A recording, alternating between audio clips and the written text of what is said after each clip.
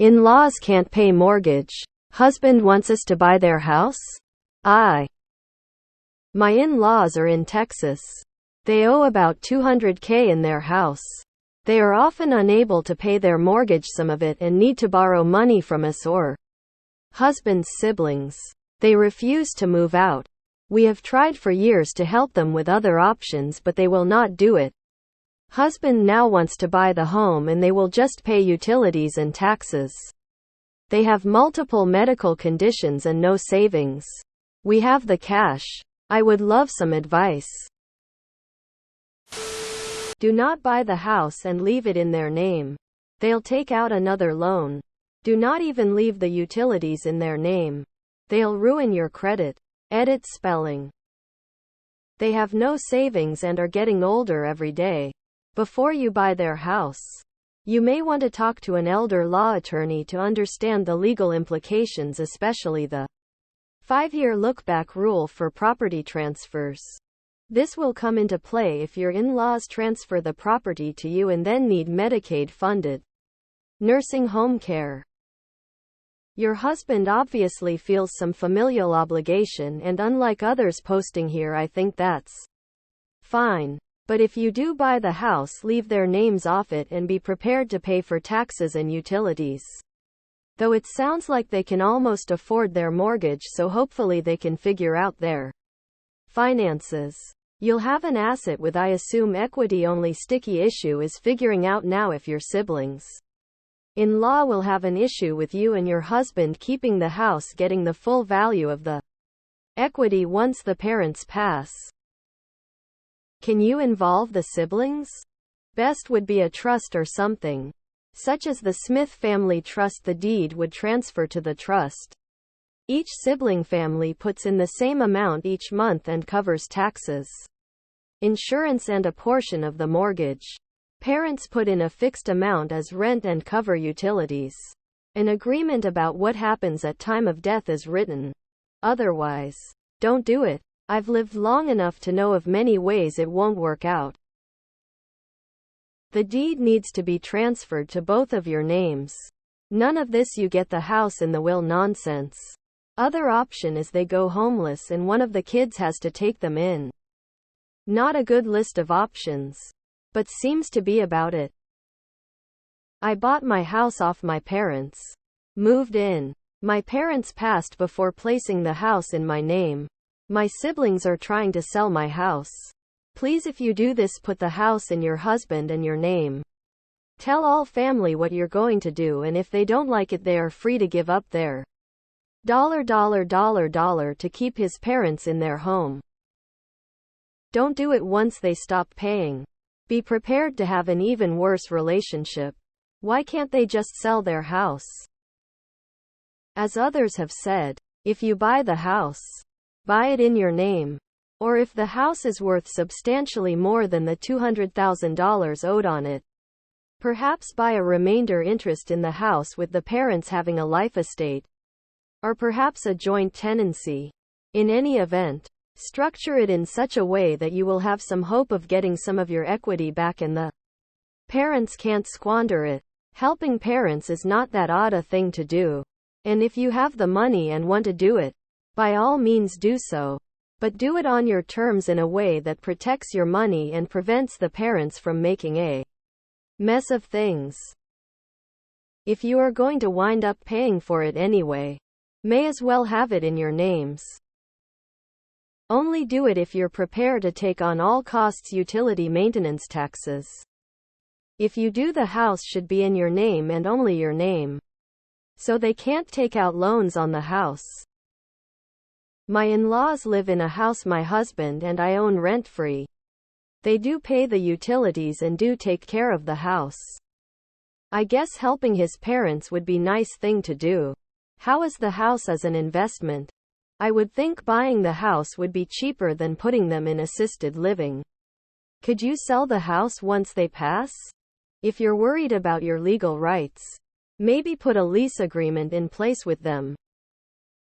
Honestly, can't really get past the part of them refusing to move despite not being able to afford their home. If you do end up buying the home, It should be the caveat that the home purchase will be the end of the financial support. I wouldn't. Even though you gave the money. They should sell it. They should have done it years ago and rent something they can afford or buy something they can afford. Children should not be constantly giving parents money. You are not their retirement plan. Chances are if you guys purchase the home, the utilities, medication, food, etc., will be asked as well to be paid. It will be difficult to create boundaries after the fact, but maybe establish some boundaries prior. If you guys move forward with the purchase, before they get any help from you and hubby, demand parents sell house. Find an assisted living center. They know they can't afford to live there and are too entitled to admit it. Do not help them if they won't help themselves. Can you really afford to carry the deadbeats? If you can, I guess do it, but I would not have paid anything for my in-laws' bad decisions. How much longer are they realistically going to live? I would do it if you're in a comfortable position to park the cash in that house until they pass. What kind of upside can you expect in 10-15 years? As others have said, make sure the house is in your name. Use a title company. Get title insurance and do an arm's length sale where you buy the house in your names and the title company pays off the mortgage.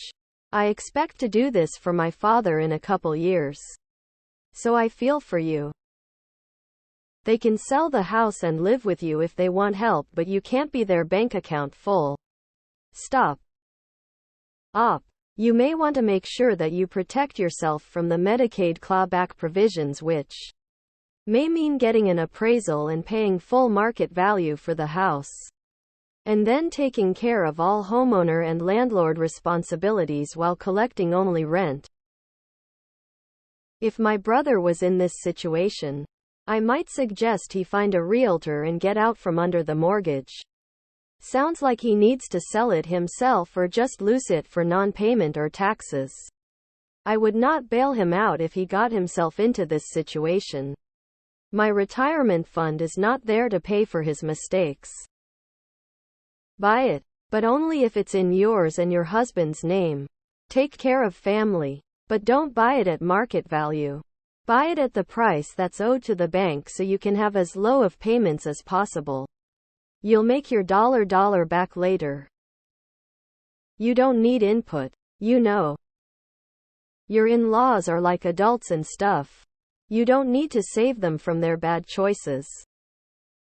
You can do this, but put the house into a trust for them that passes it to you on their death. That way you are secure. Sell the house and get them an apartment in a senior-assisted community for their health issues. They can't physically or financially maintain a home. If you and all the siblings stop bailing them out over and over, they will have to move. No matter how much money you have or make, you do not have enough money to do this, because this is really not a good idea. You need to sit down with the siblings and let them know you don't have enough money to do this. And the siblings together don't have enough money to do this, because this could get really bad. Every bit of assets they own are going to disappear, including the house, because the state was going to take them when they get to the point they need major nursing assistance. Anything in their name has to be gone or given to the state, and you can't just put your name on a house with a mortgage. Did this for mine in Australia. Just made them ashamed, resentful. This isn't going to end well. No matter what happens. I'm sorry to be so blunt, but if they refuse to make any changes to their lifestyle in order to keep their home, nothing you do will help the situation. Husband and siblings buying the house or paying the mortgage will not resolve the underlying issue. They spend money they don't have. You need to go into this with full knowledge of their financial situation. And I mean every bank and investment account, credit card, loan, pension and SS payment, and property they own. Insist on consulting an elder law or family law attorney to be sure you're all protected. Good luck.